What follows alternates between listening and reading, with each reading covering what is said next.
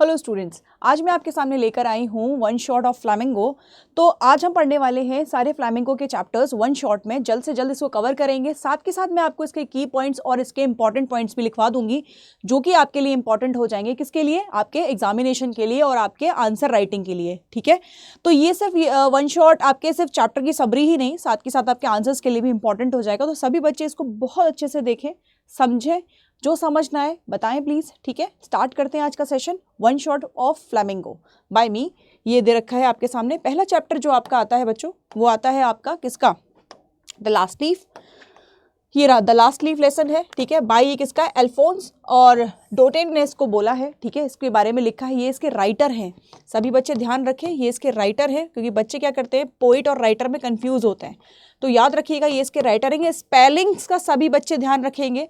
इनकी जो स्पेलिंग्स हैं, एक साइड में सारे ऑथर के नाम लिख लो, और उनके जो जो वर्क हैं, मतलब जो जो चैप्टर्स आपके एक साइड में, वो लिखकर उनको याद कर लो।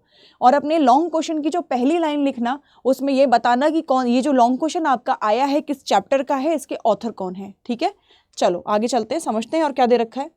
समरी दे रखी है इस चैप्टर की समरी दे रखी है, जिसमें कि देखते हैं क्या है। द लास्ट लेसन किस बारे में बात की गई है? The last lesson is by the author. यहाँ पे उनका नाम दे रखा है, ऑल्फिस डॉटेन का नाम दे रखा है। इन द लास्ट लेसन, इस लास्ट लेसन में क्या है समरी में? The author narrates events about the year 1870, 1870 का एक इवेंट वो बताने जा रहे हैं, जो कि फ्रांस का है। ठीक है, व्हेन फ्रांस वॉज कैप्चर्ड, जब फ्रांस को कैप्चर कर लिया गया था। ठीक है, किसके द्वारा? बिस्मार्क के द्वारा। लेड पर्शियन फोर्सेस ने कर लिया था इसको। Furthermore the Lorraine and Alsace districts went under the Persians rule. अब क्या हुआ था, ये सारी चीजें अंडर द पर्शियंस रूल्स के अंडर में आ गई थी। ये दोनों चीजें क्या क्या? एक तो एलास की बात की जा रही है, और इसका जिसके जो डिस्ट्रिक्ट्स थे, और लॉरेन के जो डिस्ट्रिक्ट्स थे वो। ठीक है, there was the discontinuation of the teaching French in these two districts. इन दोनों डिस्ट्रिक्ट्स में क्या होने वाला था कि जो फ्रेंच, अब सीधी सी बात है, वहाँ की बात हो रही है, फ्रांस की तो फ्रेंच चलती है वहाँ पे, तो उनकी लैंग्वेज को ही डिसकंटिन्यू करने की बात हो रही थी, कि उसको खत्म कर दिया जाएगा। आप खुद सोचिए, आपके देश में रहकर ही आपको हिंदी बोलने से मना कर दिया जाए तो आप पे क्या बीतेगी। सेम इन लोगों के साथ हो रहा था कि फ्रेंच को डिसकंटिन्यू कर दिया गया था। करने वाले थे इन दो डिस्ट्रिक्ट्स में। There was an order of the French teachers, जिनको, और वहाँ पे जितने स्कूल थे, वहाँ के फ्रेंच के टीचर्स को ये ऑर्डर मिल चुका था कि आप स्कूल को छोड़ दें। ठीक है, आप उस लैंग्वेज को पढ़ाना क्या कर दें, बिल्कुल छोड़ दें। Consequently, Mr. Hamel was not able to stay in his old school. अब एक इसमें कैरेक्टर है मिस्टर हैमिल, वो खुद भी अब एबल नहीं थे। मतलब अब वो क्या था, उनको भी बोल दिया गया था कि आप फ्रेंच मत सिखाइए, चले जाइए यहाँ से। पर्शियंस रूल होने वाले थे, उनका डोमिनेशन होने वाला था, वो हावी हो रहे थे बहुत ज़्यादा। तो मिस्टर हैमिल एक ओल्ड स्कूल में थे, बहुत सालों से पढ़ा रहे थे। उनका भी क्या हुआ, उनको भी मना कर दिया गया कि आप नहीं पढ़ाएंगे अब। ठीक है, सोचो उन पर क्या बीत रही होगी। In spite of this, the last lesson from him was full of devotion, seniority. जब आपको ये पता चल जाए कि आज आपका आखिरी दिन है कहीं पे किसी स्कूल में, जैसे कि आपका होने वाला होगा 12th के बाद, तो आप लास्ट वाले दिन जाके जैसे स्कूल को देखोगे ना, आज से पहले आपने कभी वैसे नहीं देखा होगा उसको। हर एक क्लास को, हर एक कॉरिडोर को, हर एक सीढ़ियों को, हर एक जगह को आप ऐसे देखोगे कि मैं इनको आंखों में भर लूँ, है ना, क्योंकि आज के बाद तो मुझे ये दिखाई नहीं देंगे। समझ रहे हो? बिल्कुल वैसे ही जो टीचर थे, ओल्ड स्कूल के जो टीचर थे, जिनका नाम था हैमिल, मिस्टर हैमिल, वैसे ही उसी डिवोशन के साथ, उसी सिंसियरिटी के साथ वो आज का लास्ट लेसन देने आए थे बच्चों को फ्रेंच का। ठीक है, अपनी लैंग्वेज का। वन स्टूडेंट, वह एक स्टूडेंट, मिस्टर हैमिल का एक स्टूडेंट, वॉज अफ्रेड, वो डर रहा था स्कूल आने में, पार्टिसिपेट करने में, आज आने में स्कूल डर रहा था। उसको ये नहीं पता था कि आज डिसकंटिन्यू होने वाली है फ्रेंच। वो तो इसलिए डर रहा था क्योंकि उसने एक चैप्टर तैयार नहीं कर रखा था। ठीक है, उसने एक चैप्टर तैयार नहीं कर रखा था, और उसको ये था कि ये चैप्टर तैयार नहीं होगा तो मुझे खड़ा कर दिया जाएगा। उसको ऐसा था, तो इसलिए वो नहीं चाहता था आना, क्योंकि there was an anticipation of punishment. और इसके अलावा क्या होता है कि ये टीचर जो है, ये क्या करते हैं, ये पनिशमेंट देने की बात मतलब दिया करते हैं, जैसे कि हम सब भी देते हैं कि आपने ये काम नहीं किया तो आपको पनिशमेंट मिलेगा। बिल्कुल वैसे ही वो बच्चा भी डरा हुआ था पनिशमेंट की वजह से। From this student when he came to school that day, जब वो उस दिन स्कूल पहुंचा डरते हुए कि आज तो मुझसे क्वेश्चन पूछा जाएगा और मैं नहीं बता पाऊंगा। अब जैसे ही मैं पहुंचा तो सब लोग बैठे हुए थे। मिस्टर हैमिल को जब मैंने देखा तो वो तो एकदम बन ठन के आए थे, क्योंकि उनका आखिरी दिन था और ये बात पता नहीं थी स्टूडेंट को। उन्होंने अपना कोट वोट सब पहना हुआ था। However, he learned that this will be his last lesson. अब जैसे ही मुझे ये पता चला कि आज उनका लास्ट लेसन है, इसीलिए इस चैप्टर का नाम भी लास्ट लेसन रखा गया है। फिर क्या हुआ? Soon he realized the importance of his subject. अब उस दौरान जब जैसे ही उसको पता चला, वो दिन लास्ट वाले दिन, उस दिन जब उसको पता चला कि आज लास्ट लेसन है, तो उसने उस लेसन की, उस लैंग्वेज की वैल्यू समझी, उस टीचर की वैल्यू समझी उस दिन कि ऐसा क्यों है, आज हमारे ही देश में और हमें ही फ्रेंच नहीं बोलने दी जा रही, ऐसा क्यों है। फिर क्या होता है, सडनली एक कौवा आके बैठ जाता है और वो काय काय करना स्टार्ट कर देता है। तो ये जो बच्चा है ये एकदम इरिटेट हो जाता है कि पर्शियंस रूल्स आ रहे हैं। वो बोलता है कि इसको क्यों नहीं मना कर देते कि ये जो काय काय कर रहा है ये भी उसमें करे, ये फ्रेंच में ना करे, ऐसे करके वो बोलता है, वो इरिटेट हो जाता है। This story shows us how people feel when they don't learn their language. यहाँ पे बताया गया है कि वो लोग जो अपनी लैंग्वेज को नहीं सीख पाते, ना उन पे जोर देते, वो कैसा फील करते होंगे, है ना। यहाँ पे वो चीज़, वो बात पूरी मेंशन की हुई है कि किस तरीके की फीलिंग होती होगी उनकी जब उनको उनके देश में उनकी ही लैंग्वेज नहीं बोलने दी जाती होगी। तो सोचो ज़रा, ठीक है। यहाँ पे लाके आपको बता दिया गया है इस पूरी समरी के बारे में। ये छोटा सा ओवरव्यू है पूरे चैप्टर का। फिर इसके कुछ की पॉइंट्स हैं, देख लेते हैं क्या क्या है। इसके प्लॉट की अगर हम बात करें कि ये चैप्टर कैसे बना है। Story is set in Franco Persian war era. यहाँ पे एक वॉर का एरा चल रहा है जो कि फ्रांस और पर्शियंस के बीच में चल रहा था, तो उसको फ्रैंको पर्शियन वॉर बोला है। ये आप अपने आंसर में लिख सकते हैं, ठीक है। द प्रोटोगोनिस्ट, प्रोटोगोनिस्ट मतलब आपका मेन कैरेक्टर, जो आपका प्रोटोगोनिस्ट यंग बॉय है, जो आपका मेन कैरेक्टर है, is attending his last French lesson. वो अपना लास्ट फ्रेंच लेसन अटेंड करने आया है। सेकंड कह रहे हैं the Persian have taken over town, उस जगह को, उस डिस्ट्रिक्ट को, उसको वो टेक ओवर कर रहे हैं, मतलब अपने हाथों में ले रहे हैं, ठीक है। And French is being replaced by German, और फ्रेंच को रिप्लेस किया जा रहा है जर्मन से। अब फ्रेंच नहीं, अब जर्मन पढ़ाई जाएगी वहाँ पर as the language of instruction. और यहाँ पे बताया गया है कि कैसे आपको इंस्ट्रक्शन दिए जा रहे हैं कि इसको डिसकंटिन्यू करो फ्रेंच को, अब शुरू होगा जर्मन, अब जर्मन पढ़ाई जाया करेगी यहाँ पे, ठीक है। तो ये यहाँ पे इसके की पॉइंट्स दे रखे हैं, आप इसको अपने आंसर राइटिंग में लिखिएगा। थीम क्या है इस चैप्टर का, क्या कहना चाह रहा है, थीम क्या है इस चैप्टर का, समझते हैं। पैट्रियटिज्म की बात की गई है, देशभक्ति की बात की गई है। आप ये वर्ड मेंशन करना, देश भक्ति की बात की गई है। The story highlights the importance, जो स्टोरी है वो हाईलाइट कर रही है importance of preserving one's culture, किस हर व्यक्ति के कल्चर को रखा रहना चाहिए, होना चाहिए, और हेरिटेज और लैंग्वेज को। हेरिटेज क्या होते हैं, हमारे जो हमारे मॉन्यूमेंट्स होते हैं पुराने, जो पुरानी प्रथाएं होती हैं, उनको बनाए रखना चाहिए, जिससे हमें पता चलता रहे कि हमारा जन्म कहाँ से हुआ है, हमारे पीछे क्या लेगेसी छोड़ के गए हमारे लोग, ठीक है। उसकी बात की गई है। लॉस ऑफ आइडेंटिटी, इंसान की लॉस ऑफ आइडेंटिटी, उसकी पहचान उसकी भाषा से होती है, वही भाषा उससे छीन ली गई थी। तो द प्रोटोगोनिस्ट कैरेक्टर, जो कैरेक्टर है इसका और इसकी कम्युनिटी जितनी भी है, abandon their language and culture, ठीक है। उसके कल्चर और उसकी लैंग्वेज पे अबंडन मतलब बाधाएं आ रही हैं, प्रॉब्लम आ रही है, उसको रोका जा रहा है, टोका जा रहा है, ठीक है, वो सारी चीजें की जा रही हैं। Resistance, the teacher Mister Hamel and the student resist Persian occupation by celebrating their last lesson. इसकी वजह से कि पर्शियंस आ रहे हैं और हमारी लैंग्वेज को डिसकंटिन्यू कर रहे हैं, तो लोग अपने चैप्टर को लेके उस लास्ट दिन बहुत ज़्यादा क्यूरियस थे, समझना चाहते थे कि ये और चले। उससे पहले उसको उसकी क्या नहीं थी, कोई वैल्यू नहीं थी, ठीक है। तो इसमें ये थीम कहा गया है, इसके ऊपर है पूरा ये। फिर यहाँ पे यूज़ किया गया है सिम्बोलिज्म का, सिम्बोलिज्म का इसमें यूज़ किया गया है। The French language represent the culture identity of the community. यहाँ पे फ्रेंच लैंग्वेज को ऊपर रखा गया है और इसको रिप्रेजेंट किया गया है ऐसे जैसे कि हमारी कल्चर की आइडेंटिटी हो। जैसे हमारा सबका अपना कल्चर होता है ना, तो उस कल्चर में हमारी आइडेंटिटी, हमारी भाषा होती है कि हम कैसे बोलते हैं। जैसे अगर मुस्लिम्स हैं तो उनका कल्चर थोड़ा उर्दू से आता है ना, बड़ी प्यारी लैंग्वेज है। जैसे हमारी बात की जाए, हम हिंदू, हमारा हिंदी से निकलता है। तो इस तरीके से क्या होता है, यहाँ पे ये चीज़ें बोली गई हैं, ठीक है बेटा।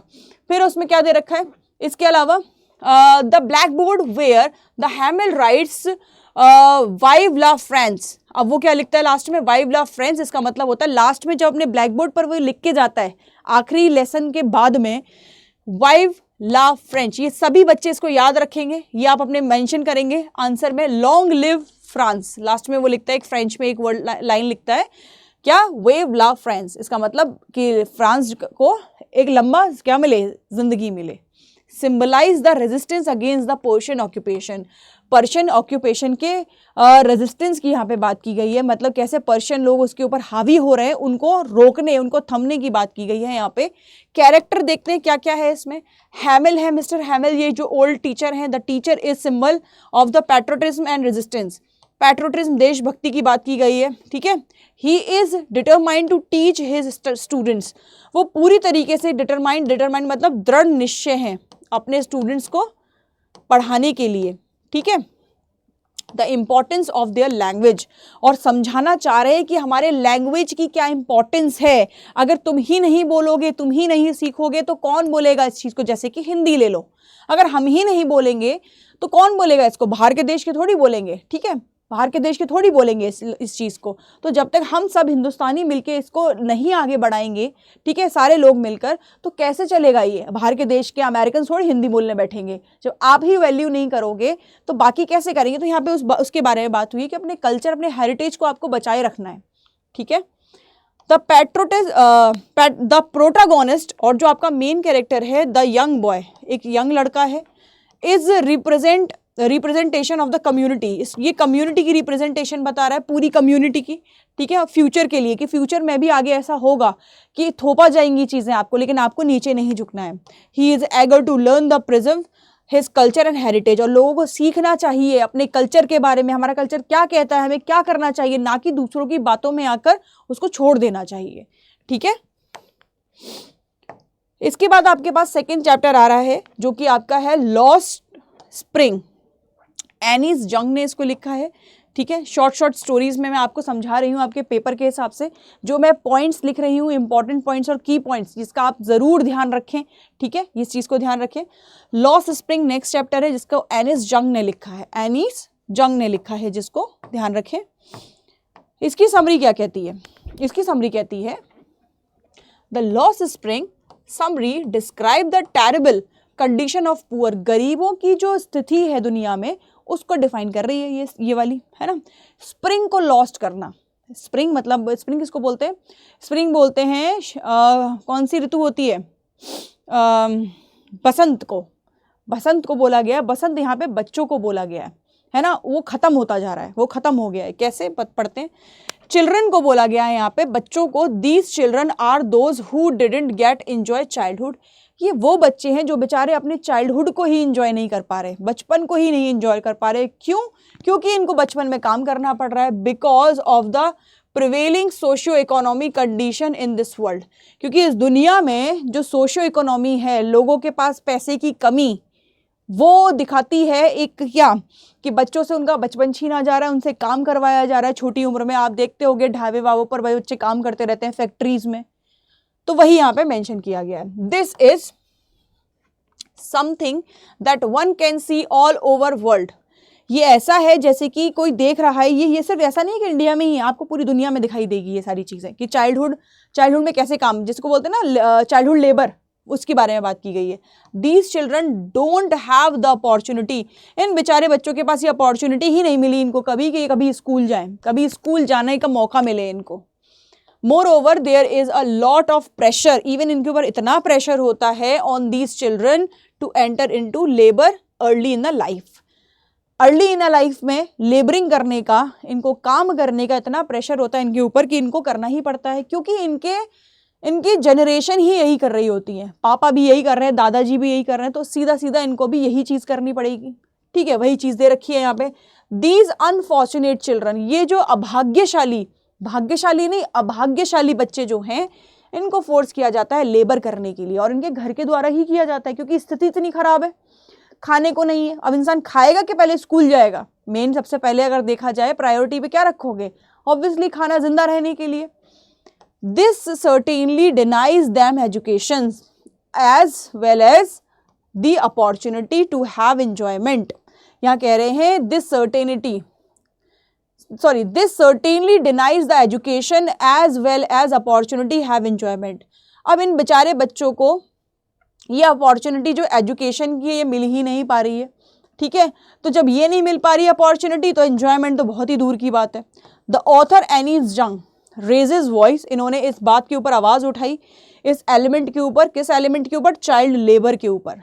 Young does so by raising awareness, इसने अवेयरनेस, लोगों के अंदर जागरूकता खड़ी की, पैदा की रिगार्डिंग चाइल्ड एजुकेशन, और स्ट्रिक्ट लॉ बनवाए हैं enforcement against the child labour के ऊपर कि ऐसा नहीं होना चाहिए कि बच्चों से काम करवाया जा रहा है, उनके बचपन को क्यों छीना जा रहा है। क्या पता उनमें से ही कोई एक विराट कोहली बन जाए या उससे भी कहीं बड़ा प्लेयर बन जाए, है ना। तो वो सारी चीज़ इसमें यहाँ पे बताई गई हैं, उनसे उनका बचपन नहीं छीनना चाहिए। The call is to put an end, अब call is put to the end, ये आप लिख सकते हो, ये बहुत अच्छी लाइन है। इस लाइन को अपने आंसर में लिख सकते हो जब आप अपने चैप्टर को खत्म कर रहे हो, मतलब जब अपने आंसर को खत्म कर रहे हो कि मैं अब अपनी आखिरी लाइन कहना चाहता हूँ या चाहती हूँ, तो आप लिखना the call is to put an end to the exploitation of children, कि लोगों के, बच्चों के साथ जो बुरी चीज़ें की जा रही हैं, ठीक है, जैसे उनको एक्सप्लॉइट किया जा रहा है, तो उसके बारे में बात की गई है यहाँ पे। This way the children will be able to enjoy the days of spring and a fun, कि बच्चे क्या कर सकें, बच्चे कर सके कि उनको जीने दिया जाए, इसीलिए उनको स्प्रिंग बोला गया है कि उनको खिलने दिया जाए। जैसे स्प्रिंग के मौसम में क्या होता है, पत्ते खिलना शुरू कर देते हैं और ऑटम में झड़ना शुरू कर देते हैं, बिल्कुल वैसे यहाँ पे पोइट ने राइटर ने बड़े प्यार से उनको एक तरीके से बोला गया है मेटाफोरिकली मतलब मेटाफर यूज किया गया है बच्चों का स्प्रिंग के साथ। तो यहाँ पे ये चैप्टर, इस समरी में ये सारी चीजें हैं, बड़ा अच्छा लिखा गया है ये। और एक सोशल अवेयरनेस भी उन्होंने यहाँ पे बताई है। अब यहाँ पे इसके की पॉइंट्स देख लेते हैं बेटा। थीम क्या है, loss of childhood, loss of childhood है। The poem highlights the loss of childhood and the innocence of childhood, innocence बच्चों की इनोसेंस, और क्या, लॉस ऑफ चाइल्डहुड की बात की गई है। Who are force to work, जिन बेचारे बच्चों को फोर्स किया जाता है काम करने के लिए। एक्सप्लॉयटेशन, उनका एक्सप्लॉयटेशन हो रहा है, बच्चों का लेबर करवाई जा रही है उनसे, ठीक है। द पोएम क्रिटिसाइज, ये जो पोएम है, पोएम नहीं पहली बात तो ये चैप्टर है, यहाँ चैप्टर लिखना। The chapter criticise the exploitation of child labour, child labour के ऊपर बात की गई है यहाँ। Cruel treatment of children who are force to work, उनके साथ बुरा बर्ताव किया जा रहा है जो बच्चे बेचारे काम करते हैं अर्ली एजेस में, ठीक है। और आप देखोगे हाईवेज पे जो ढाबे होते हैं वहां तो आपको खूब मिल जाएंगे वो बच्चे, ठीक है। और हमारे समाज में बहुत सारे लॉज भी चल रहे हैं चाइल्ड लेबर को लेकर, लेकिन उसके बाद भी रोकथाम इतनी कम नहीं हुई है ना। पॉवर्टी, गरीबी, सोशल इनजस्टिस, अब लोगों के अंदर गरीबी ही, मतलब लोग इतने गरीब हैं इंडिया में, इतना गरीबी है कि वो सोचते हैं कि बच्चों को जल्दी अगर काम पे लगा दिया जाएगा तो कम से कम पेट भरने को तो मिलेगा, है ना कि ये सोचते हैं कि, क्योंकि देखो पढ़ाई करवाना वो तो एक इन्वेस्टमेंट है कि आपने अभी पढ़ने को भेज दिया बच्चा और उसके 20 या 22 साल बाद वो थोड़ा बहुत काम करना शुरू करेगा, 25-26 में भी कह सकते हैं, लेकिन तब तक तो आपको ही उसको नर्चर करना पड़ेगा। तो वो लोग ये सोचते हैं जो ऐसे होते हैं जिनके पास पैसा नहीं है, बहुत गरीब हैं बेचारे, वही सोचते हैं कि जल्द से जल्द इनको काम पे लगा दो, कुछ तो लेकर आएगा ही घर में, है ना। तो पढ़ाई तो बहुत ही दूर की बात है। तो हमारे लॉज को भी कहीं ना कहीं क्या करना होगा इसके लिए, और अच्छे और बहुत स्ट्रिक्ट लॉज बनाने होंगे, ठीक है। तो वो चीज़ मेंशन है यहाँ पे। The chapter touches on the theme of poverty, इस चैप्टर ने पॉवर्टी, गरीबी को और सोशल इनजस्टिस को हाईलाइट किया है। The struggle, poor and the marginalised, बहुत मार्जिन से उन्होंने हाईलाइट किया है, बहुत अच्छे से कह सकते हैं, बहुत करीब आके, कैसे, बहुत करीब आके उन्होंने इस चीज को हाईलाइट किया है। तो उसके लिए आप ये वर्ड यूज कर सकते हैं, ठीक है। ये इसका की पॉइंट्स है। सिंबलिज्म का यहाँ यूज किया गया, सिंबल माना गया है यहाँ पे, क्या, स्प्रिंग को सिंबल माना गया है। The season of spring symbolize childrenhood, innocence and joy, इसको यहाँ पे सिंबल माना गया है। किसको, स्प्रिंग को सिंबल माना गया है, सीजन को चाइल्डहुड का और इनोसेंस का, ठीक है, एंड जॉय, खुशी का। स्प्रिंग, जैसे कि स्प्रिंग में पत्ते खिलते हैं, बिल्कुल वैसे ही फूल खिलते हैं। फैक्ट्री को सिंबल माना गया है, रिप्रेजेंट द हार्श रियलिटी, दुनिया की, वर्ल्ड की जो भी चीजें चल रही हैं बुराइयां, उसको। And the exploitation of labour, labour के ऊपर अत्याचार जो किया जा रहा है उसको बोला गया है फैक्ट्री का सिंबल दिया गया है। साकी, साकी कौन है? द साकी cup beard represent the person, ये एक आदमी है, ये पर्सन है who is responsible for providing the children but instead of exploitation him. ठीक है, उस चीज के बारे में यहाँ पे बात की गई है। देखो ये आपके सामने मेन फीचर दे रखा है, ये क्या है? ये फीचर डिफाइन किया हुआ है, ये आप अपने आंसर राइटिंग में मेंशन कर सकते हैं। ये जो पॉइंट्स मैंने दिए हुए हैं सिंबोलिज्म लिख के कर सकते हैं। फिर इसके बाद इसका एक क्वेश्चन दे रखा है, ये तो मैं आपको आज इवनिंग में इसको समझा दूंगी। ठीक है, देख लो इसको, फिर भी इंपॉर्टेंट है ये। एक बार एक इसका इंपॉर्टेंट क्वेश्चन दे रखा है जो काफी फंसता है। What could be some of reasons for the immigration people from the village to society cities, village से सिटीज की तरफ क्यों माइग्रेट हो रहे हैं? ठीक है, वो सब इसमें दे रखा है।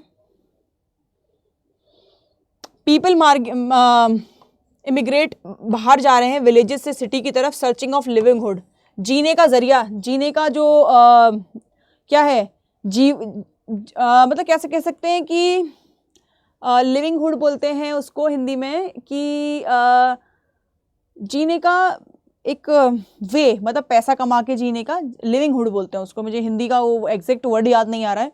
ठीक है, तो लाइवलीहुड, लाइवलीहुड बोलते हैं उसको। There fields fail provide them means of survival, cities provide them employment, क्योंकि अब जो जहाँ ये गाँव में रहते हैं वहाँ जो उनकी खेती बाड़ी है वो हो नहीं रही ठीक से, तो इंसान खाने के लिए कहीं तो जाएगा ना, कहीं तो जीवन व्यापन करने के लिए जाएगा, जीवन व्यापन करना।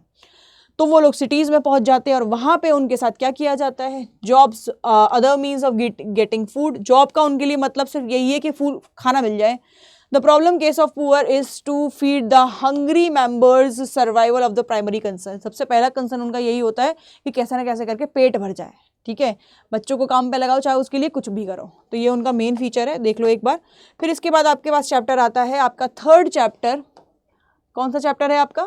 थर्ड चैप्टर है ये डीप वाटर। ये विलियम डगल्स ने लिखा है, डीप वाटर। अब यहाँ से पता चल रहा है कि कोई चीज़ की मतलब पानी, गहरा पानी। अब गहरे पानी से क्या पता चल रहा है? समझते हैं इस चैप्टर को, आगे क्या लिखा है इसमें। इसकी समरी क्या कहती है डीप वाटर की? जब जैसा नाम है उसका वैसे ही उस चैप्टर में मेंशन होगा, सीधी सी बात है। अब इसमें क्या कहते हैं? Deep water summary will assist you to understand the meaning of this chapter. ये चैप्टर का नाम ही आपको इसका मीनिंग बता देता है ना। It is extract from the book, ये एक किताब से लिया गया है चैप्टर जिसका नाम है मैन एंड माउंटेन, उससे लिया गया है ये, पता है बच्चों, बाय विलियम, जो कि विलियम डगल्स ने लिखा है। अब ये बहुत इंपॉर्टेंट हो जाता है कि अच्छा विलियम डगल्स ने लिखा है ये, तो हमें तो पता होना चाहिए, क्योंकि हम जब आंसर लिखेंगे तो ये चीज़ हम मेंशन करके आएंगे कि मैन एंड माउंटेन से इसको लिया गया है। सही है, ध्यान रखना। Over here the author tells us, इस चैप्टर में जो ऑथर है विलियम डगल्स, वो क्या बताता है? About how he overcomes the deep rooted fear of water, कि पानी से जो डर है उनका, उसको कैसे उन्होंने अपने दिल से निकाला, अपने जहन से निकाला, वो चीज़ यहाँ पे बोली गई है।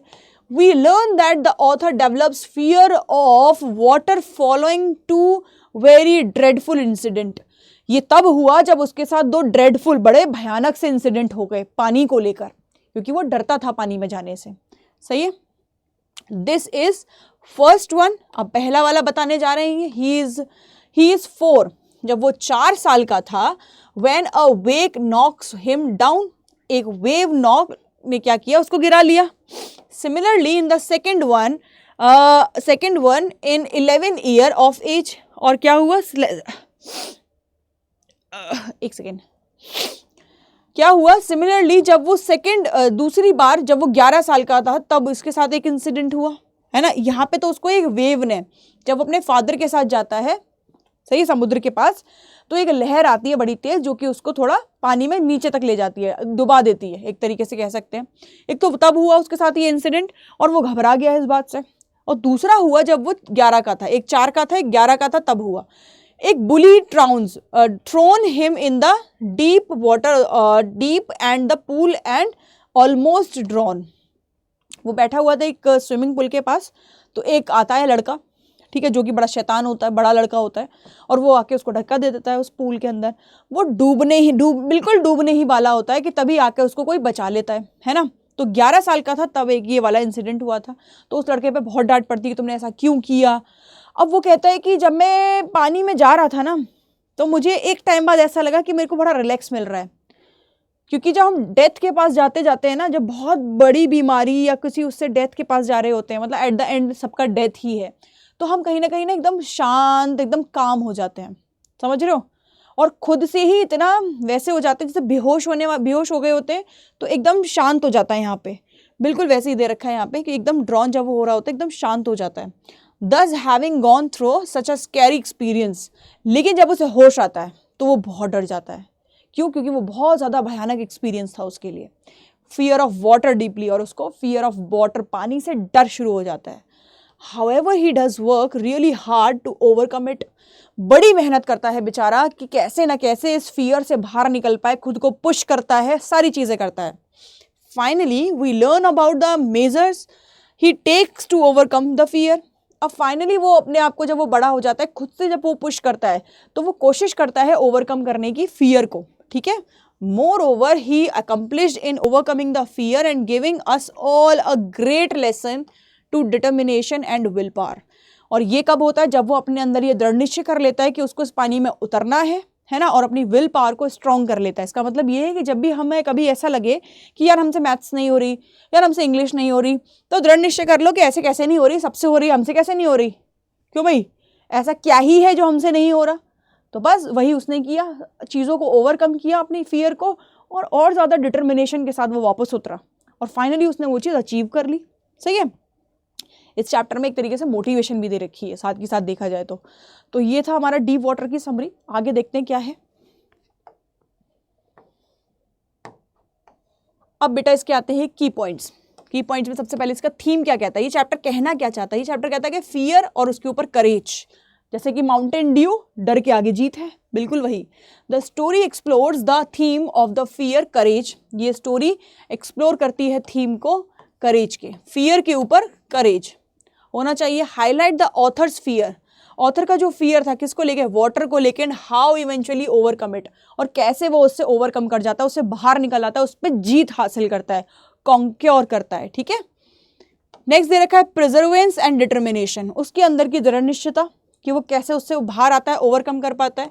The story showcase the author's perseverance and the determination to learn how to swim despite his fear, कि कैसे आप अपने डर को हटा के जो आपसे नहीं हो रहा आप वो कर सकते हैं। और डर क्या है? डर दिमाग का फितूर है। ये सिर्फ दिमाग का फितूर है कि हमें डर लगता है। ठीक है। हम अपने दिमाग को अगर सेट कर लें, रिलैक्स कर दें उस टाइम पे कि नहीं नहीं कुछ नहीं है, खुद से कह दें कि कुछ नहीं है, तू मुझे डुबो देगा क्या। इन्होंने ऐसा ही किया, जब पानी में उतरे तो इन्होंने पानी से लड़ाई की, तू मुझे डुबो देगी क्या, तू मुझे डुबो सकता है क्या, नहीं। फिर इनके अंदर करेज आया उससे लड़ने का, उसको ओवरकम करने का। वही इन्होंने किया, वही आपको करना होगा। सेल्फ डिस्कवरी, अपने आप को पहचानना सबसे बड़ी चीज़ है। क्या तुम कर सकते हो, अपने से पूछो, क्या मैं एग्जाम क्लियर कर सकता हूँ, इतनी मेरे में है अंदर डिटर्मिनेशन, हाँ कर सकता हूँ, तो कोई नहीं रोक सकता तुमको। The story is also about self discovery, ये स्टोरी सेल्फ डिस्कवरी के बारे में है। As the author learns to confront and overcome his fear, जिससे ये ऑथर उस डर के सामने कन्फ्रंट होके, सामने एकदम आके उससे लड़ सके कि बिल्कुल मैं कर सकता हूँ, जैसे वो पानी से लड़ रहा था। ठीक है। उसने ये स्टेटमेंट भी बोला है, चैप्टर में देखोगे तो ये स्टेटमेंट भी है। एंड ओवरकम हिज फियर, और अपने फियर पे क्या विजय प्राप्त की, उसने विजय प्राप्त की। बस ये इसके की पॉइंट्स हैं, इसको एक बार देख लो। अब इसके कैरेक्टर के बारे में बात होगी बेटा। कैरेक्टर्स क्या क्या है, कैरेक्टर का एनालाइज कर लेते हैं। द ऑथर है इसमें, ठीक है, और इसमें एक है the swimming instructor. The author ये इसका प्रोटागोनिस्ट, मेन कैरेक्टर है स्टोरी का। His character revealed through his experience and emotion, यहाँ पे पूरे चैप्टर में उसी के बारे में बात हुई है, उस ऑथर के बारे में, उसके एक्सपीरियंस और उसके इमोशंस के बारे में। नेक्स्ट है इसका इंस्ट्रक्टर जो इसको सिखाता है swimming. The swimming instructor plays significant role in helping the author overcome fear of water, पानी के डर से ओवरकम करने का, बाहर निकलने का सबसे बड़ा जो साथी बना इसका, वो बना इसका स्विमर, जो इसके साथ इसको स्विमिंग कराता था। सिंबोलिज्म का यूज किया गया है। वाटर को सिंबल बोला गया है किसका? फियर का और अननोन स्टोरीज का। ठीक है। स्विमिंग क्या है यहाँ पे? स्विमिंग रिप्रेजेंट करती है करेज को और सेल्फ डिस्कवरी को। स्विमिंग ये मैंने उस पानी में उतर के जब स्विम किया तो मैंने डिस्कवर कर लिया कि मेरे अंदर उतनी क्षमता है कि मैं उसको ओवरकम कर सकता हूं, और वाटर को उसने हरा दिया। ठीक है। नेक्स्ट चैप्टर बेटा आपका आ रहा है इसी से रिलेटेड, जो कि आपका है क्या बताइए? The rat trap. Next chapter आपका है द रैट ट्रैप। ये आपके सामने दे रखा है। इसको लिखा है किसने? सेल्मा लेग्रॉफ ने।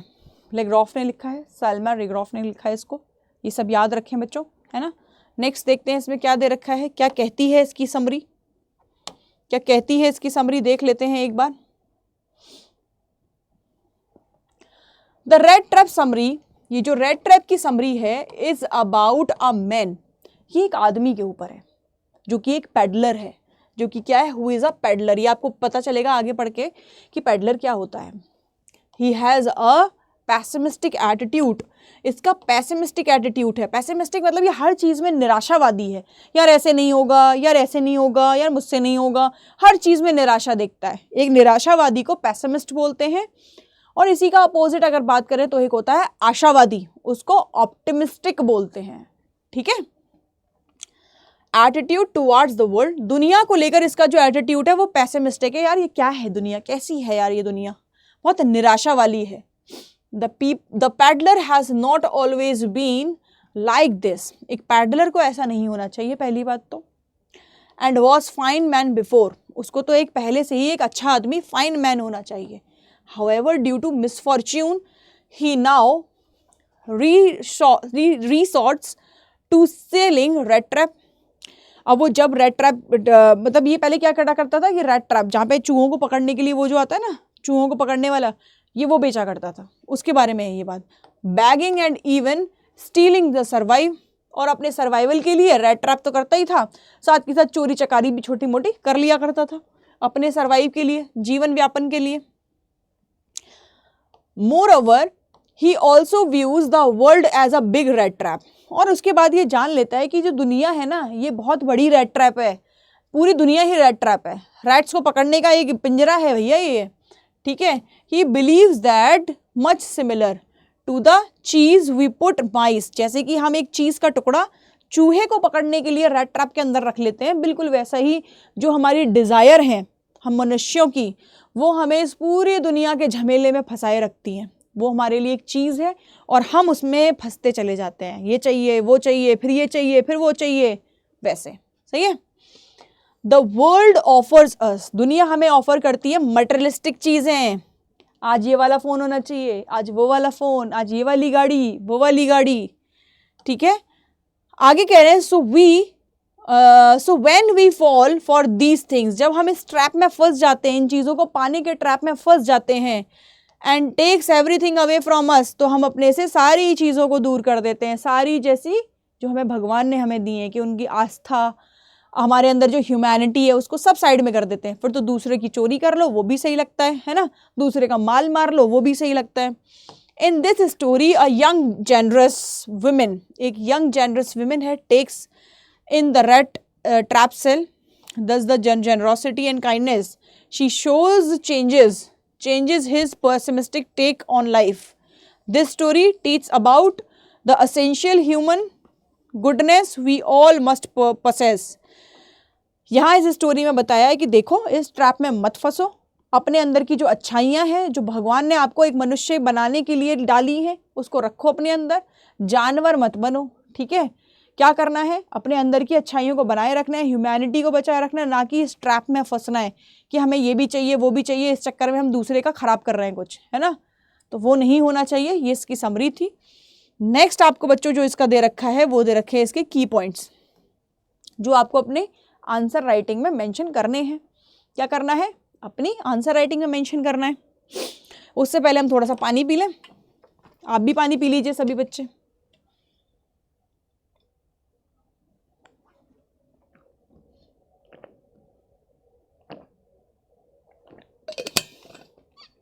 हाँ जी, तो आई होप आप सबने भी पी लिया होगा।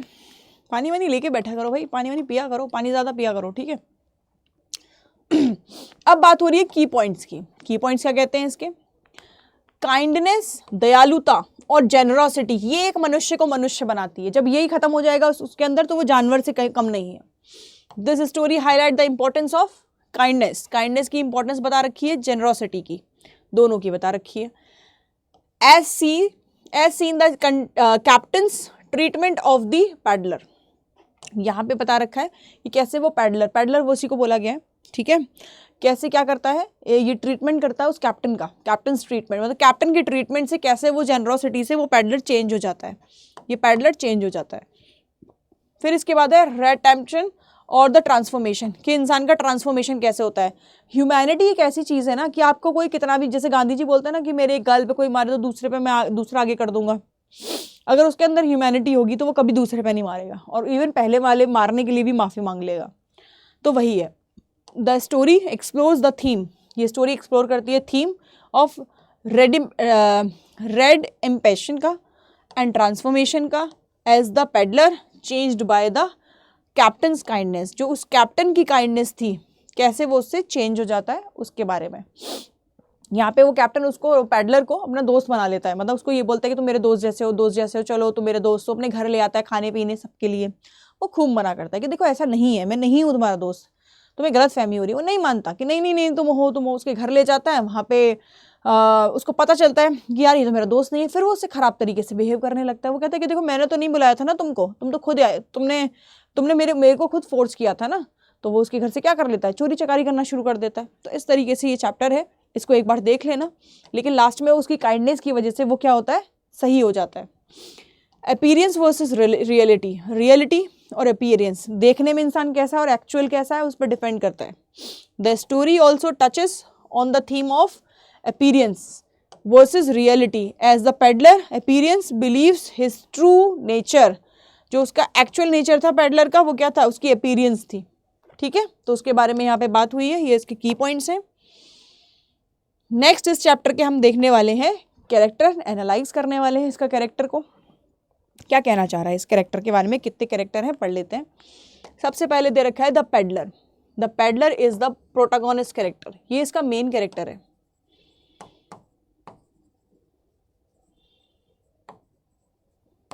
ठीक है, of the story, and his character undergoes the significant transformation through out the story. पूरी स्टोरी में इसी का ट्रांसफॉर्मेशन दिखाया गया है, इस आदमी का, कैसे ये चोरी करता है, कैसे सारी चीज़ें इसके साथ होती हैं, कैसे ये रेड ट्रैप बेचता था, वो सारी चीज़ें। फिर इसमें स्टोरी में आता है एक कैप्टन। ये कैप्टन कौन है, ये इसका सब कैरेक्टर है, सब कैरेक्टर है ये इसका, ठीक है बेटा, लिखो ये कैरेक्टर की स्पेलिंग सही कर दें इसको।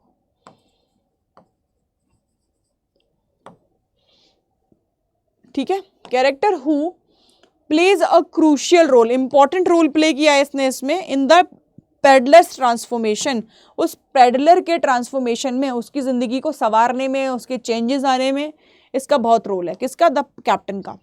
सिंबॉलिज्म का क्या यूज़ है यहाँ पे, जो रेड ट्रैप यूज़ किया गया है वो क्या है, the rat trap symbolise the peddler's old life, जो उसकी ओल्ड लाइफ थी, ठीक है, and his desire to trap exploit others, और उसकी डिज़ायर की वजह से, और डिज़ायर क्या थी, ट्रैप थी एक, जिससे कि दूसरों को एक्सप्लॉइट करता था, परेशान करता था उनको, ठीक है।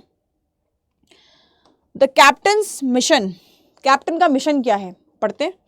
The captain's mission symbolise a place of refugee and transformation. यहाँ पे जो कैप्टन है उसका मिशन क्या था, उस रिफ्यूजी, उस पैडलर को, उसको ट्रांसफॉर्म करना है ना, उसकी लाइफ को चेंज कर देना, तो वही उसका ट्रांसफॉर्मेशन था। तो यहाँ कैप्टन का मिशन ये है इस पूरे चैप्टर में। फिर इसके बाद आते हैं बेटा इसके इंपॉर्टेंट पॉइंट्स, नोट डाउन कीजिएगा सभी बच्चे इसके इंपॉर्टेंट पॉइंट्स को।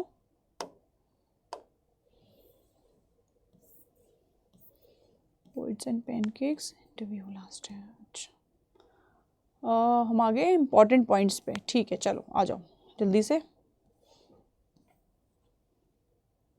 डीप वाटर रेड ट्रैप वाला, ये वाला, ये रहा, चलो इंपॉर्टेंट पॉइंट्स हैं इसके। द पेडलर इज अ, ये जो पेडलर है ये क्या है, इज अ दे रखा है इसमें पेनीलेस हु, ये क्यों नहीं जा रहा,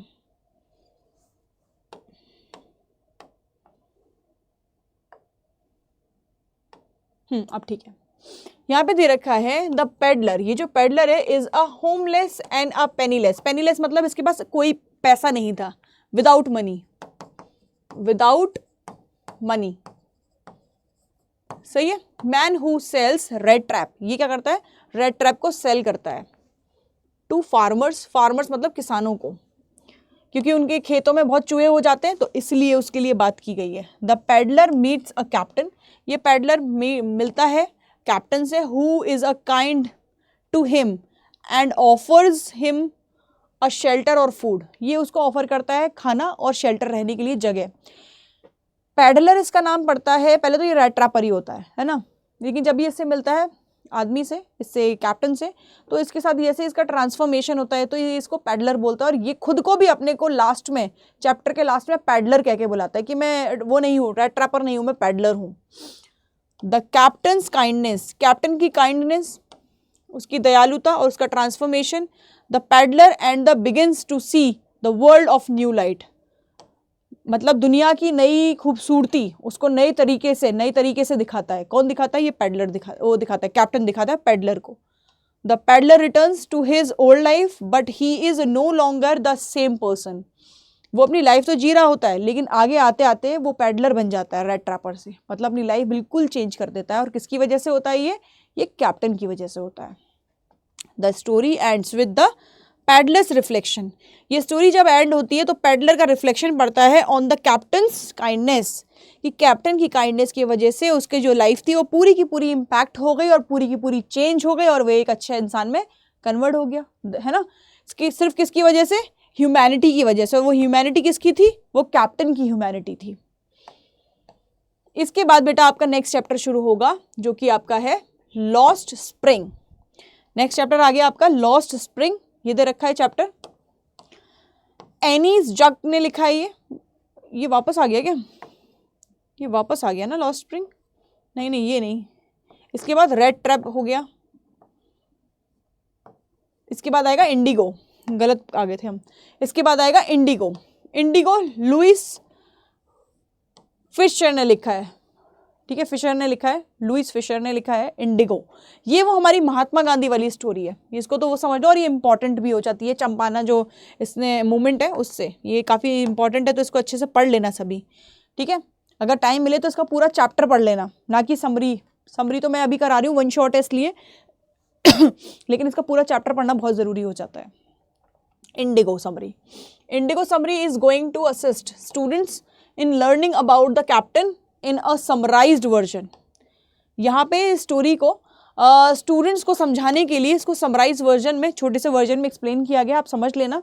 देखो, Indigo is about how Mahatma Gandhi struggled for the under privilege peasants.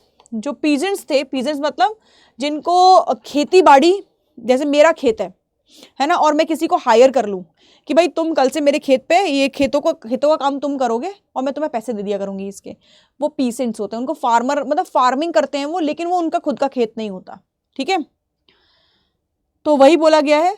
Peasants of Champaran एक जगह है, वहां पे दे वर द शेयर क्रॉपर्स, वो शेयर क्रॉपर्स हैं विद द ब्रिटिश प्लांटर्स, जो ब्रिटिश प्लांट्स लगे हुए हैं वहां पे वो शेयर क्रॉपर है, मतलब उनका कुछ शेयर भी है और वहां पे वो काम करते हैं। The peasants use to live with a wretched life, बड़ी खराब दयनीय लाइफ जी रहे हैं वो, कैसी दयनीय। And were under the agreement to grow indigo, और एक अग्रीमेंट के थ्रू वो क्या कर रहे हैं, उस खेती बाड़ी को डेवलप कर रहे हैं। एक अग्रीमेंट किया हुआ है ब्रिटिशर्स ने उन पीसेंट्स के साथ। As Bihar has a landlord system back then it worsened their condition. इनकी कंडीशन पीसेंट्स की दिन पे दिन और बदतर करते जा रहे हैं ये ब्रिटिशर्स, दिन पे दिन बदतर करते जा रहे हैं, ठीक है। एक तो लैंड छीन लिया इनसे, उस पर काम भी करवा रहे हैं। Thus the Gandhi decided to fight against, Gandhi ji decide करते हैं कि ये जो इनजस्टिस हो रही है इसके खिलाफ ये फाइट करेंगे, उन पीसेंट्स के खिलाफ, मतलब उनके लिए फाइट करेंगे ब्रिटिशर्स के खिलाफ।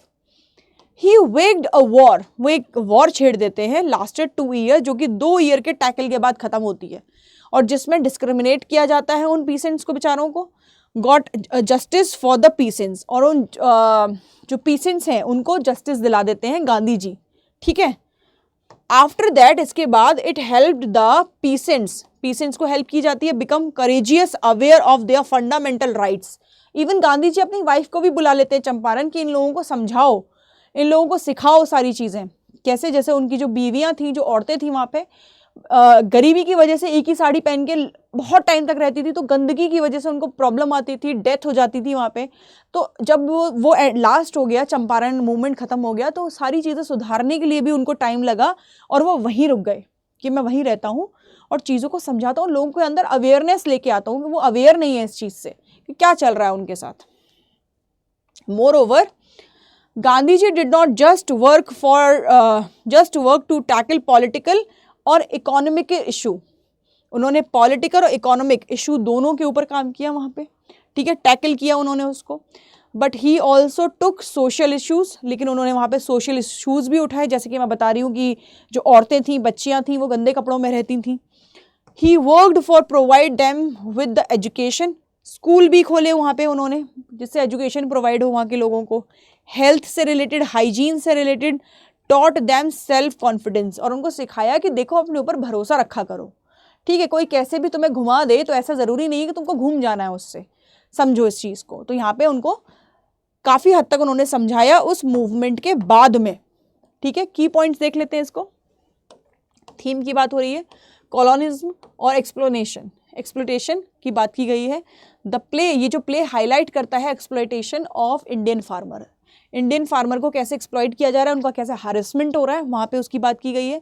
और किसके द्वारा? ब्रिटिशर्स के द्वारा, ठीक है। Who forced them to grow indigo at low price, और कम पैसों में उनसे कहा गया है कि जो इंडिको है उनको क्या करो, उस खेती बाड़ी को बहुत बड़ा करके दो, सही करके दो, उस पर काम करो, पैसा कुछ नहीं मिलेगा लेकिन तुमको, ध्यान रखो।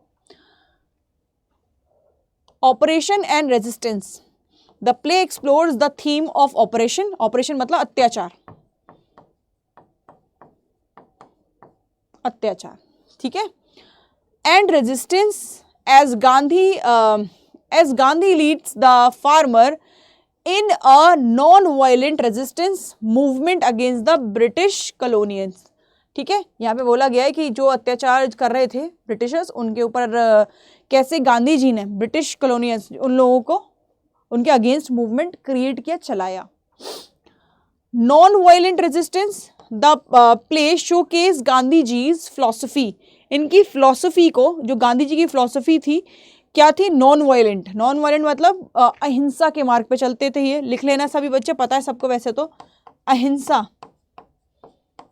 अहिंसा के मार्ग पे चलते थे, मतलब ये हिंसा करना पसंद नहीं करते थे, ठीक है।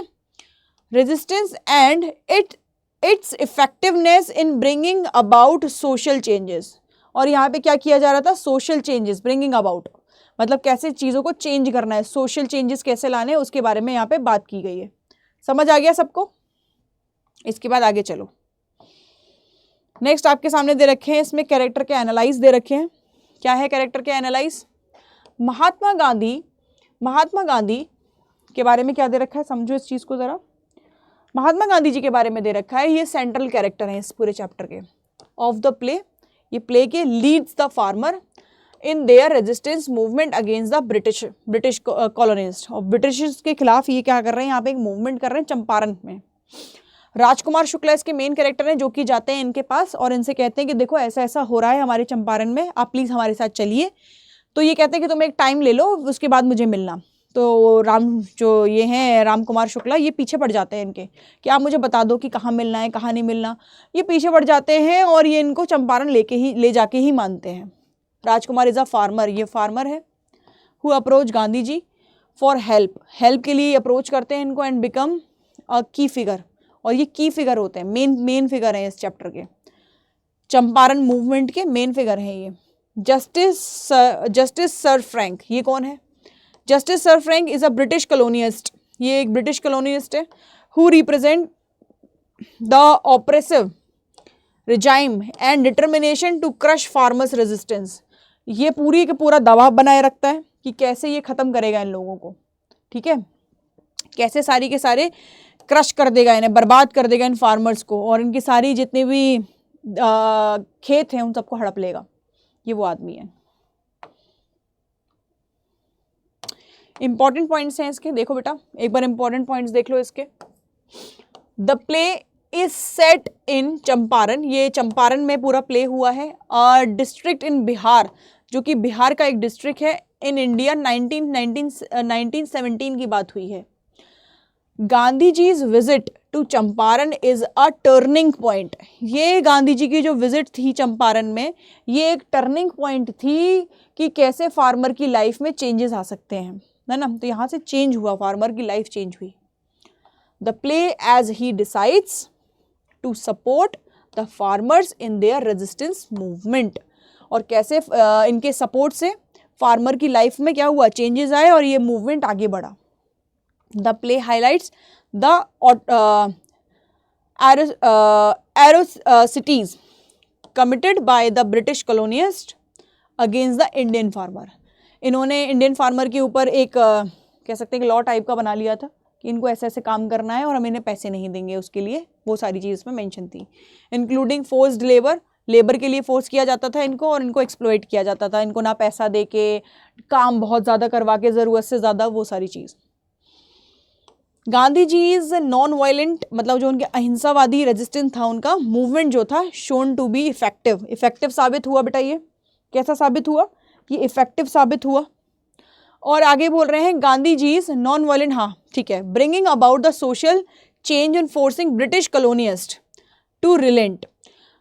जब ये सोशल चेंज यहाँ पे क्या हुआ, अब इन्होंने आके, गांधी जी ने आके यहाँ पे सोशल चेंज क्रिएट कर दिया, मतलब समाज के लिए कुछ अच्छा कर दिया। एक सेकेंड है ना, ये लाइट मुंह पे आ रही है बिल्कुल, एक मिनट रुको।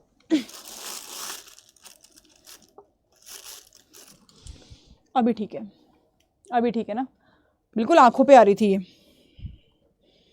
Now it's right, fine.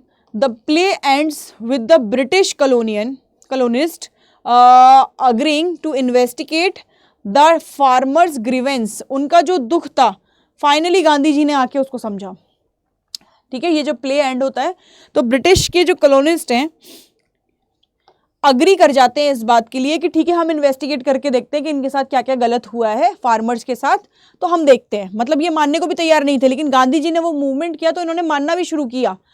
तो गांधी अब इन्होंने क्या किया था, इन्होंने बोला था कि ठीक है हम 25% देंगे, उससे ज़्यादा नहीं देंगे। गांधी जी उस पर अग्री हो गए थे कि ठीक है तुम दो तो सही, क्योंकि ये तो पहले मानने को ही तैयार नहीं थे। तो कहीं ना कहीं सबको ये लगा कि यार गांधी जी इतनी कम पे क्यों मान रहे हैं, जबकि ऐसा तो है नहीं, हमें तो और ज़्यादा मिलने चाहिए। तो गांधी जी का कहना ये था कि एटलीस्ट इन्होंने मानना तो शुरू किया, ये तो मानते भी नहीं थे, इन्हें तो इतनी पावर में थे कि मानते ही नहीं थे कि इनसे कुछ गलती हुई, एटलीस्ट मान तो रहे, तो कहीं ना कहीं उसमें मानो कि हमारी जीत है। एंड गांधी जीज movement achieving a significant victory, और गांधी जी के इस मूवमेंट ने एक सिग्निफिकेंट विक्ट्री लाकर दिखाई, मतलब जीत हासिल करके दिखाई, क्योंकि कहीं ना कहीं वो जो कौन थे, ये ब्रिटिशर्स थे, वो उस चीज़ को मानने लगे थे कि मतलब अब कहीं ना कहीं वो दबने लगे थे, थोड़ा समझ रहे हो, थोड़ा दबने लगे थे वो। नेक्स्ट आपके सामने आ रहा है पोइट्स एंड पैनकेक्स। ये आपका सेकंड लास्ट चैप्टर है, ठीक है, नहीं सेकंड ही थर्ड लास्ट चैप्टर है। इसके बाद में आपका गोइंग प्लेस है जो लास्ट है। ओके, तो हम ज़रा इसको देख लेते हैं, इसमें क्या कह रहे हैं। पोइट्स एंड पैनकेक्स, इसका समरी पढ़ लेते हैं। पोइट्स एंड पैनकेक्स क्या है। Poets and pancakes summary will help you learn about this chapter. ये आपको इस चैप्टर को पढ़ने में मदद करेगी। पढ़ लेते हैं भाई क्या कहना चाह रहा है। A simplified manner the chapter has been taken from a book. ये किताब my years and with boss, इससे लिया गया है, ठीक है, ये इससे लिया गया है, आप ध्यान रखिएगा। ओके, इसके बाद बाय अशोका मित्रन, जिसको किसने लिखा है, अशोका मित्रन ने लिखा है। It is about his time when he worked the Gemini studio. ये जेमिनाई स्टूडियो में काम करता है। अब जेमिनाई स्टूडियो क्या है। जेमिनाई स्टूडियो एक फेमस स्टूडियो है जो कि किसके लिए था, जो कि जैसे कि बात की जाती है किसके लिए, it was quite famous film studio, ये क्वाइट फेमस फिल्म स्टूडियो है जेमिनी स्टूडियो, ठीक है। Back in those days, we learned that Ashoka Mitra's job is to cut newspaper clipping concerning different topics, maintaining life of the same in this story. यहाँ पे जो अशोका मित्रन है ये बताते हैं कि बड़ा इनका वो था कि ये चाहते थे मूवीज में आना, राइटर बनना, ये सारी चीज़ है, लेकिन लेकिन लेकिन जैसा कि बाकियों के साथ होता है और सब लोग नहीं बन पाते वो हीरो या फिर डायरेक्टर, तो ये एक स्पॉट बॉय टाइप के बन जाते हैं वहाँ पर, ठीक है। क्या बन जाते हैं, एक स्पॉट बॉय टाइप के बन जाते हैं वहाँ पर। तो उसके बारे में ये है कि कैसे इनकी जर्नी वहाँ पर चली। We learn about the lot of things relating to film industry, वहाँ आप काफ़ी सारी चीज़ें जानोगे फिल्म इंडस्ट्री के बारे में, specially the one in India, specially आप सबसे पहले इंडिया की एक फिल्म उसके बारे में जानोगे। We get inside glimpse of the working it and also the beginning of Indian post independence. He first writes his take on the makeup department. यहाँ पे एक हायरार्की चलती थी मेकअप डिपार्टमेंट में, कैसे कि मेकअप यहाँ पे अलग अलग तरीके से होते थे कि जो मेन हीरो है उसका सबसे बड़ा वाला जो मेकअप आर्टिस्ट है वो करेगा, उससे नीचे कुछ और करेंगे, उसके नीचे जो सब उसके एक्टर्स हैं उसके लिए उसके असिस्टेंट मेकअप करेंगे जो फेमस आर्टिस्ट है, ठीक है। और जो बाकी क्राउड है उसका मेकअप तो जो स्पॉट बॉय थे वो सब कर देते थे, तो इस तरीके से पेंट की बाल्टी लेके आते थे, तो कुछ ऐसे करके है ये, ठीक है। Moreover he makes fun of the looks actors, try to glaring lights. After that we learn that pancakes is actually the name of a makeup. Pancakes तो एक्चुअल नाम है मेकअप का, बड़ा फेमस ब्रांड था, जैसा L'Oréal है ये सब है ना, वैसे पैनकेक्स एक बहुत फेमस ब्रांड हुआ करता था हॉलीवुड का। The name of makeup brand used by the Gemini studio, जो कि जेमिनी स्टूडियो में यूज किया जाता था पैनकेक्स, ठीक है। बहुत जैसे मेबलिन है वैसे करके ये था, एक बहुत बड़ा स्टूडियो था, ब्रांड था। की पॉइंट्स क्या है इसके, की पॉइंट्स देख लीजिए इसके सभी बच्चे। थीम्स दे रखा है इसका,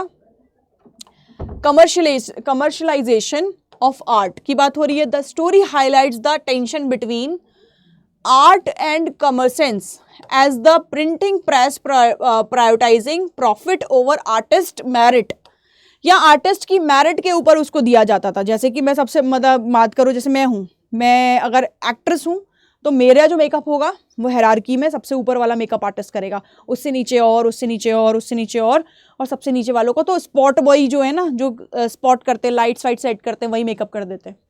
ऐसा struggles of writer and artist, writers और आर्टिस्ट का स्ट्रगल बताया है इसमें। The story explores the struggle of writers and artist make a living and maintain their artistic integrity. Humour and satire की बात हुई है यहाँ पे। The story uses humour and satire, critic और commercialisation of art and excess of publishing industry का वो जो चेहरा है यहाँ पे वो दिखाया गया है कि इंसान आता है वहाँ पे एक्टर बनने के लिए और वहाँ स्पॉट बॉय और ये सब बन के ही रह जाता है, कुछ एक का सपना पूरा हो जाता है एक्टर बनने का, तो वो रियलिटी दिखाई गई यहाँ पे, हार्श रियलिटी। फिर इसके कैरेक्टर एनालाइज दे रखे। The author's is the protagonist in the story, जो इसके ऑथर है ना, और ऑथर कौन है, अशोका मित्रन, यही इसके मेन कैरेक्टर हैं इसमें, यही इसके मेन कैरेक्टर है जो स्पॉट बॉय बन जाते हैं, ठीक है। In the printing press and observe the commercialisations of first hand, और क्या आर्ट के बारे में एक्सप्लेन करते हैं। द एडिटर इज अ की कैरेक्टर, जो एडिटर है इसका वो की कैरेक्टर है, मतलब वो भी इंपॉर्टेंट है ना, की कैरेक्टर है स्टोरी का। Who represent the commercial interest of the printing press में वो क्या है, कमर्शियल इंटरेस्ट दिखाता है, हाँ। The poets are the mirror, ये मिरर कैरेक्टर है the poets in the story के अंदर, हु आर स्ट्रगलिंग, जो कि स्ट्रगल कर रहे हैं, make living and maintain their artistic energy integrity, मतलब ये अपने अंदर इनके अंदर जितनी आर्टिस्ट वाली चीज़ है ना उसको मेंटेन करके रख रहे हैं, ये यहाँ पे पोइट्स है जो यहाँ पे यूज हो रहे हैं एज अ मिरर कैरेक्टर की तरह, ध्यान रखिएगा। नेक्स्ट इसके इंपॉर्टेंट पॉइंट्स आ जाते हैं बेटा चैप्टर के।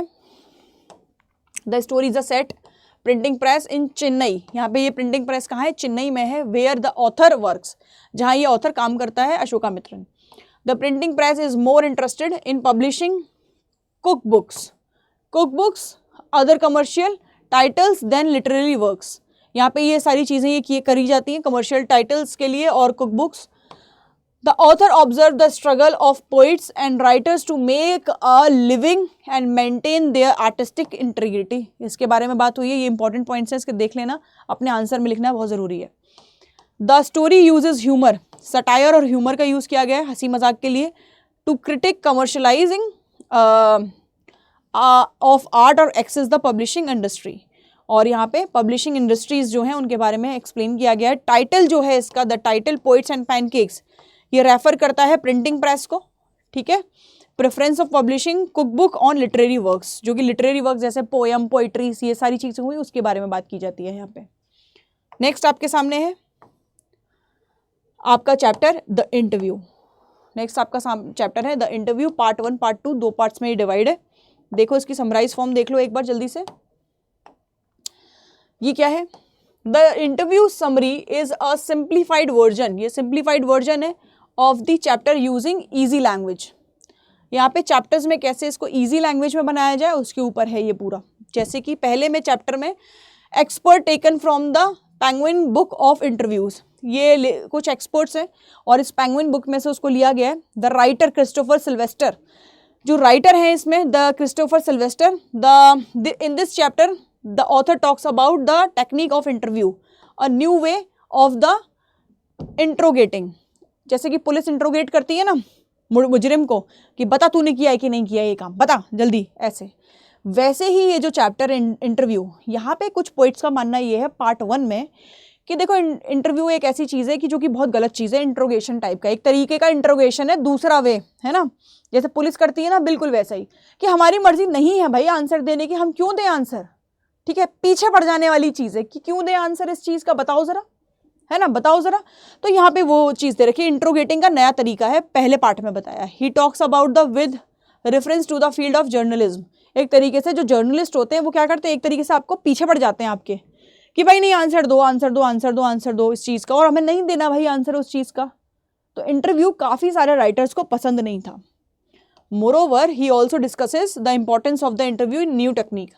लेकिन कुछ लोग कहते हैं कि इंटरव्यू होना बहुत ज़रूरी है क्योंकि बहुत सारे एक्टर हैं और जो फेमस पर्सनैलिटीज़ हैं, हम उनसे तो नहीं पूछ सकते कि भाई ये बताओ कि तुम्हारा फेवरेट फूड क्या है, लेकिन अगर जर्नलिस्ट उनसे ये पूछेंगे तो उनको आंसर देना पड़ेगा, और उनके एक क्वेश्चन से हम सब के क्वेश्चन का हमें आंसर मिल जाएगा, है ना, तो वो इसलिए इंपॉर्टेंट बता रहे हैं इसको। He goes on to state, वो 2 स्टेट जाते हैं, how to interview has become vital arena in everyone's life, हर किसी के लाइफ में ये एक इम्पॉर्टेंट रोल प्ले करता है क्योंकि हम भी जानना चाहते हैं अपने फेमस स्लैब के बारे में। Regardless of the class, literacy और anything, we learn about the opinion of many celebrities concerning the interview. और जैसे भी कोई भी चीज़ हो जाती है, जैसे कि अगर दिल्ली वाला हमारा जो केस हुआ था, रेप वाला केस हुआ था उसका, निर्भया वाला, उसमें भी सब लोगों ने कुछ ना कुछ कमेंट किया था, है ना, कुछ ना कुछ बोला था। तो हम जानना चाहते हैं जिसको हम पसंद करते हैं, जिस भी सेलिब्रिटी को, वो क्या सोचता है इस बारे में, उसको भी वो चीज़ गलत लग रही है, मतलब एक कंसर्न होता है ना सबके बारे में, सबका, कि हम भी जानना चाहते हैं कि वो क्या सोचता है, तो इसलिए इंपॉर्टेंट हो जाता है, ठीक है। Interview teaches us about the functions, methods and merit of the interview. यहाँ पे एक इंटरव्यू, प्रॉपर इंटरव्यू लेने के लिए आपको कुछ मेरिट्स, मेथड्स और फंक्शंस आने चाहिए। Moreover the author also incorporates two excerpt from the interview with the notorious writers Umberto Eco. This part allows the glimpse of the literacy method. यहाँ पे कुछ लिटरेसी मेथड्स के बारे में उन्होंने बोला है कि इस तरीके से मेथड होना चाहिए इंटरव्यूज़ को लेने का, ठीक है। तो यहाँ पे इंटरव्यू के बारे में मेंशन किया हुआ है समरी में। फिर आपको बेटा जो मिलता है वो मिलता है इंपॉर्टेंट पॉइंट्स की बात आती है। किसकी बात आती है? इंपॉर्टेंट पॉइंट्स की बात आती है इसमें। अब उसमें क्या होता है समझो, इंपॉर्टेंट पॉइंट्स है। The young man is nervous and anxious during the interview. एक यंग आदमी नर्वस रहता है और एंजायस, चिंता में रहता है कि उसके मुंह से कुछ गलत ना निकल जाए। जो फेमस पर्सनैलिटी होती है वो बहुत ज़्यादा सोच समझ के आंसर देती है कि नहीं हमें ये आंसर नहीं करना, क्योंकि कुछ गलत निकल गया तो मीडिया उसको पकड़ के उड़ा देती है फिर, ठीक है। The interview ask him questions about the personal life, उनकी पर्सनल लाइफ, उनकी पर्सनल वैल्यूज से क्वेश्चन पूछे जाते हैं। अब आपकी पर्सनल लाइफ से आपको पूछा जाए, बार बार पूछ पूछ के आपके पीछे पड़ा जाए, तो आपको भी कहीं ना कहीं आंसर देना पड़ेगा, उनको भी देना पड़ता है। The young man is forced to choose between high paying job and a personal values. अगर इस यंग मैन को पूछा जाए, एक यंग मैन को फोर्स किया जा रहा है कि या तो आप हाई पेइंग जॉब ले लो या फिर पर्सनल वैल्यूज ले लो, ठीक है। The interviews friendly demeanour hides with true intention. अगर आप इंटरव्यू लेने जा रहे हो तो आप एक ट्रू इंटेंशन से जाओ कि आप किसी चीज़ के बारे में कंसर्न जानना चाहते हो, ना कि उनकी पर्सनल लाइफ में इन्वॉल्वमेंट दिखाना चाहते हो, ठीक है। The story ends with the young man leaving the interview feeling uncertain and confused. ये स्टोरी एंड होती है कि एक यंग मैन इंटरव्यू से चला जाता है क्योंकि उसको लगता है, उसको ऐसा फील होता है कि ये बहुत अनसर्टेन है और कन्फ्यूज्ड है, इसलिए वो वहाँ से चला जाता है। ये इसके इंपॉर्टेंट पॉइंट्स हैं जो आपके आंसर के लिए इंपॉर्टेंट हो जाते हैं, ठीक है बेटा।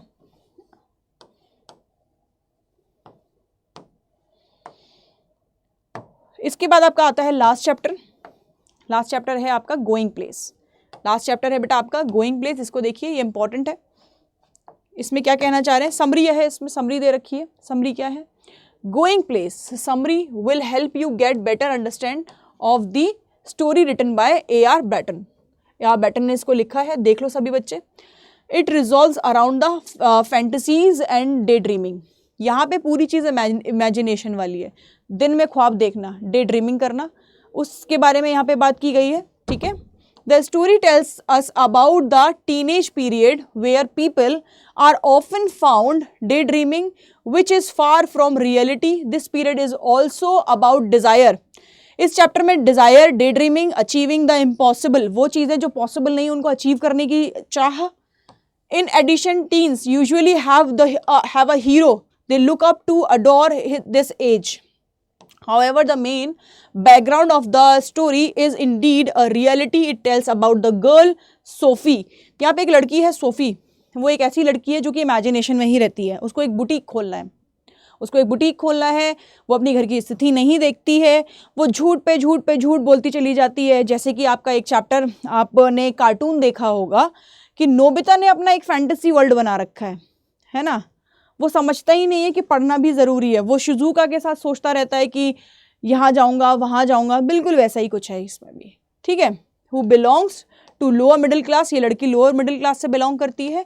इसका जो ड्रीम है, owing best boutique in whole town, best boutique खोलना है, जबकि इसके पास इतना पैसा भी नहीं है और ये उसके लिए कुछ एफर्ट्स भी नहीं डाल रही है, ठीक है। हाउएवर शी लैक्स मनी, पैसा है नहीं उसके पास और ना कोई मीन्स है।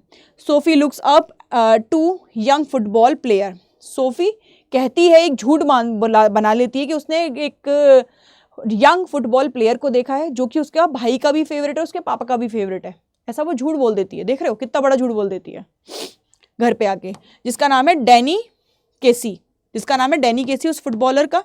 शी ड्रीम्स अबाउट हिम, वो उसके सपने भी देखती है सो मच, बहुत सारे। She believes she has actually met him, और वो इतना झूठ बोल लेती है इस बात को लेकर कि वो भरोसा करने लगती है कि वो उससे सच में मिली थी। ये बात वो घर पे आके भी बताती है, अपने भाई को बताती है, क्योंकि उसकी भाई के साथ बॉन्डिंग अच्छी है। तो पहली बात तो वो विश्वास नहीं मानता उसका भाई कि तो झूठ बोल रही है कि नहीं नहीं मैं तो मिली थी उससे डैनी कैसी से। इसकी एक फ्रेंड और है सोफी की, ठीक है। Finally these fantasies are what cause disappointment. ऐसी फालतू की फैंटेसीज बना लेना दिमाग में सिर्फ आपको डिसअपॉइंटमेंट दिला सकता है, उसके अलावा कुछ नहीं। डैनी कैसी इसने सिर्फ एक बार देखा था, जब ये गई थी वो उसका मैच देखने के लिए, वो भी बहुत दूर से देखा था। उसके बाद इसने कभी नहीं देखा। ये झूठ बोलती है कि इसको ऐसे ऐसे डैनी कैसी मिला था, ठीक है। तो तुम सोचो कितनी ज़्यादा झूठी है। और कहीं ना कहीं अब इसका मतलब थॉट प्रोसेस क्या रहा होगा इस लड़की का, यहाँ पे ये क्वेश्चन भी बनता है कि सच में इतना क्यों इसने फैंटेसाइज कर रखा है सब चीज़ों को। क्योंकि ये दूसरों की नज़रों में आना चाहती है, कि अपने आप को क्या करवाना चाहती है कि लोग उसे नोटिस करें। तो वो इस चैप्टर में है, समरी में। थीम क्या है इसका, डिसअपॉइंटमेंट और reality. The story explores the theme of disappointment and reality as Sophie plans of foiled unexpected circumstances. Sophie जो है खुद ही अपने दिमाग में परिस्थितियां बना लेती है कि ऐसा हुआ होगा, ऐसा हुआ था, वैसा हुआ था, और ये ऐसे प्रिटेंड करती है वो सबके सामने कि सच में ही ऐसा हुआ था। सही है। Friendship and loyalty, the story highlights the theme of friendship और लॉयल्टी। जेंसी इसकी फ्रेंड है, strikes by Sophie despite her disappointment. अब जेंसी जो है वो उसको झूठा साबित ना करके ना वो उसको समझाती है कि देखो तुमको इतना नहीं सोचना चाहिए, तुम्हें बुटीक में काम जो तुम सोच रही हो तुम्हें उसके लिए कुछ ना कुछ एफर्ट्स तो डालने पड़ेंगे, समझ रही हो सोफी, तो वो उसको समझाती है। तो फ्रेंडशिप लॉयल्टी भी है यहाँ पर। ग्रोइंग अप एंड मेच्योरिटी, बड़े होते जाना, मेच्योर होते जाना। The story touches the theme of growing up and maturity as Sophie learns to cope with disappointment and adjust to reality। कि जैसे जैसे इंसान बड़ा होता जाता है, जैसे जैसे उसके कंधों पे बोझ आता जाता है, वो चेंज होता जाता है, वो इमेजिनेशन से निकल के रियलिटी की तरफ जाता है, तो कहीं ना कहीं वो मिच्योर होता जाता है। ठीक है। कैरेक्टर ऑफ एनालाइज, सोफी का कैरेक्टर है, Sophie is the main character, protagonist character है स्टोरी की, who is excited to start her summer holidays, जिसके समर हॉलीडेज शुरू होने वाले हैं, but faces disappointment when her plans fold, लेकिन उसके प्लान क्या होते हैं, फेल हो जाते हैं, है ना। जेंसी इसकी फ्रेंड है, सोफी की फ्रेंड है, हु इज़ लॉयल, जो कि उसकी लॉयल फ्रेंड है और उसको सपोर्ट करती है हर चीज़ में, और सोफी की डिसअपॉइंटमेंट में भी उसको काफ़ी ज़्यादा वो क्या करती है, उसको सपोर्ट करती है। ठीक है। ये इसका कैरेक्टर है, दो कैरेक्टर मेन कैरेक्टर है इसके।